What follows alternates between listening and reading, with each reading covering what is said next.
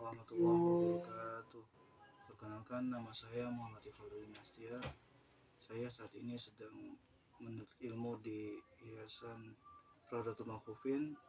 Alasan saya untuk mengikuti lomba Semarak Tunanetra dari Yayasan Raudatul Firdaus adalah untuk menambah pengalaman saya sekaligus melatih kemampuan berkomunikasi.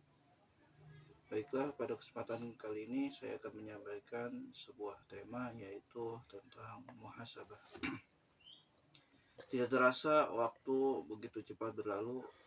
Pada hari ini kita telah memasuki akhir tahun 2024 dan sudah seharusnya sebagai seorang manusia kita melakukan muhasabah.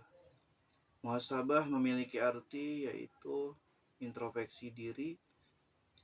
Dalam sebuah hadis Rasulullah Shallallahu Alaihi Wasallam bersabda bahwa hasibu qabla an tuhasabu, artinya hitunglah diri kalian sebelum Allah yang menghitungnya. Dan dalam surat Al-Hasr ayat 18 Allah Subhanahu wa taala juga berfirman, A'udzubillahi minasyaitonirrajim, Bismillahirrahmanirrahim. Ya ayyuhallazina amanu taqullaha wal tanzur nafsum ma qaddamat liqad wattaqullaha innallaha khabirum bima ta'malun. Yang artinya, wahai orang-orang yang beriman, bertakwalah kepada Allah dan hendaklah setiap jiwa memperhatikan apa yang telah ia perbuat untuk hari esok.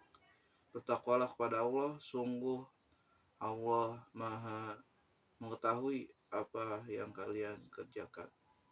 Ayat ini begitu penting dan menunjukkan bahwa kita sebagai manusia harus selalu senantiasa bermuhasabah. Hidup ini ibaratkan sebuah film. Sebuah film sebelum ditayangkan itu perlu yang namanya proses pengeditan, proses sensor, dan lain-lain. Begitu juga dengan kita. Dalam hidup terkadang ada adegan-adegan yang harus diedit dan harus diperbaiki agar nantinya ketika film kita diputar di Yaumul Mahsyar, itu film kita akan sempurna. Karena mumpung masih ada di dunia dan mumpung film kehidupan kita itu masih kita sendiri yang memutar, jadi kita masih bisa untuk melakukan editing dan mengganti adegan-adegan yang tidak sesuai dalam hidup dengan adegan-adegan yang baru yang lebih baik lagi.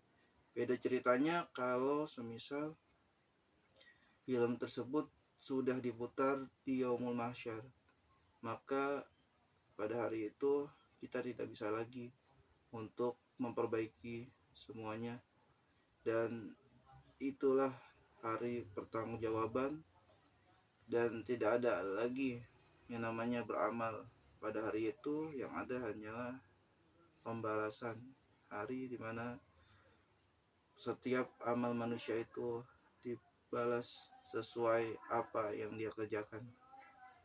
Dan Rasulullah Shallallahu Alaihi Wasallam juga mengatakan bahwa ciri-ciri orang yang bahagia itu ada 4, yaitu yang pertama, jika masalah dunia dan materi dia itu lihat ke bawah sehingga timbullah rasa syukur dan luas hatinya.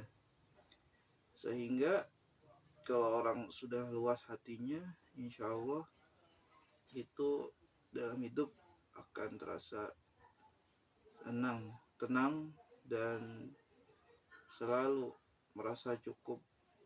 Beda ceritanya kalau semisal orang itu tidak bersyukur dan hatinya sempit, itu apapun dan berapapun yang didapatkan tidak akan pernah cukup.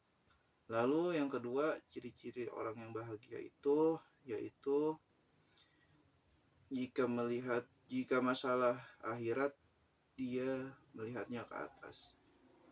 Kenapa kok dia bisa hafal beberapa juz, kenapa saya tidak bisa?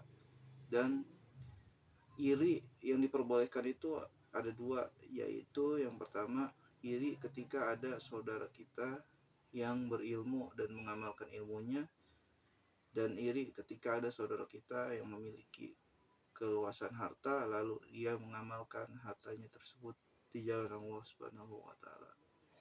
Namun terkadang setan itu membuat perangkap, yaitu dengan memutarbalikan dua prinsip tersebut.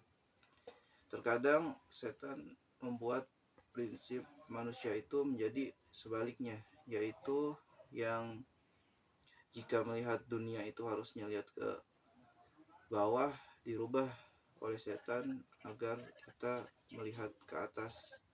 Sebaliknya, jika soal akhirat seharusnya lihat ke atas, itu dibalik sama setan, sehingga kita terkadang manusia itu melihat akhirat malah ke bawah.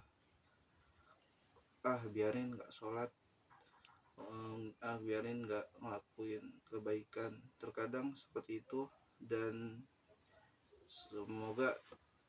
kita seharusnya itu ketika berhubungan dengan akhirat harusnya melihat ke atas. Lalu yang ketiga itu adalah